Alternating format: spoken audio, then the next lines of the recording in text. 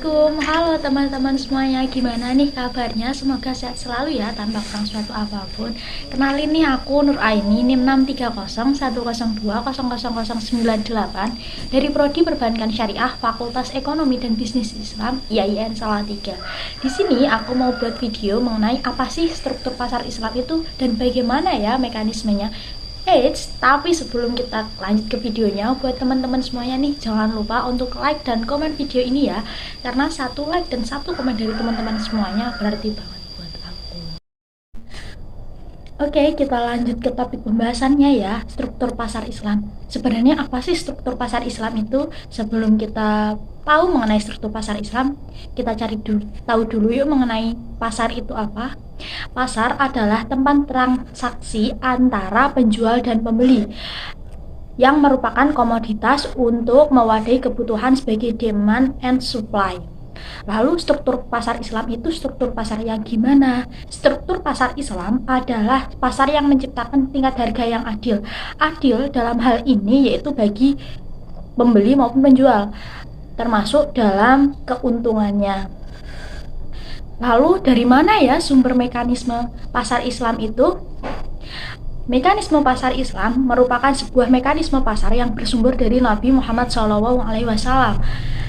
Mekanisme pasar ini sudah ditetapkan sejak zaman Nabi. Dalam pasar Islam ini setiap transaksi tentunya didasarkan pada moral dan akhlak. Sehingga dalam melakukan kegiatan ekonomi tidak ada pihak yang dirugikan dan kemaslahatan akan terwujud secara bersamaan. Menurut Ibnu Taimiyah, mekanisme pasar dalam Islam adalah pasar bebas. Harga ditentukan oleh kekuatan penawaran dan permintaan. Pasar bebas menentukan cara-cara produksi dan harga. Tidak boleh ada gangguan yang mengakibatkan rusaknya keseimbangan pasar. Tetapi karena sulitnya ditemukan pasar yang berjalan sendiri secara fair atau adil dan distorsi pasar itu sering terjadi sehingga dapat merugikan para pihak, maka Islam itu memperbolehkan adanya intervensi pasar oleh negara untuk mengembalikan agar pasar itu kembali normal. Dalam ekonomi Islam, harga ditentukan oleh kekuatan supply and demand. Seperti yang sudah saya jelaskan tadi, jika terjadi distorsi pasar, maka pemerintah itu boleh turun tangan untuk melakukan intervensi pasar.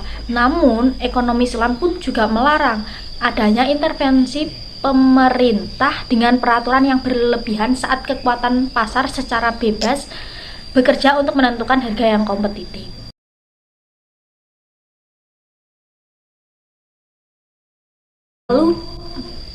Lalu bagaimana ya ciri khas mekanisme pasar dalam Islam itu? Yang pertama, ada kebebasan orang untuk keluar masuk pasar.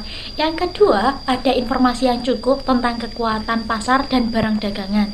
Yang ketiga, dilenyapkannya monopoli dan dihapuskannya kolusi di antara penjual dan pembeli. Yang keempat, kenaikan dan penurunan harga disebabkan oleh permintaan dan penawaran. Yang kelima, adanya homogenitas dan standarisasi produk, dan yang terakhir ada terhindar dari penyimpangan kebebasan ekonomi.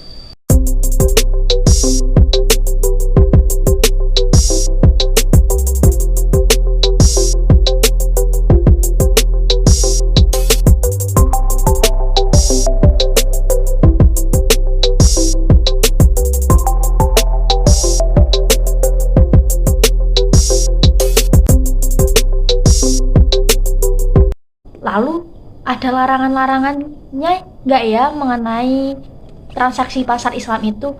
Ada. Yang pertama ada pelarangan riba, horor, dan maisir. Yang kedua ada talakin rukban.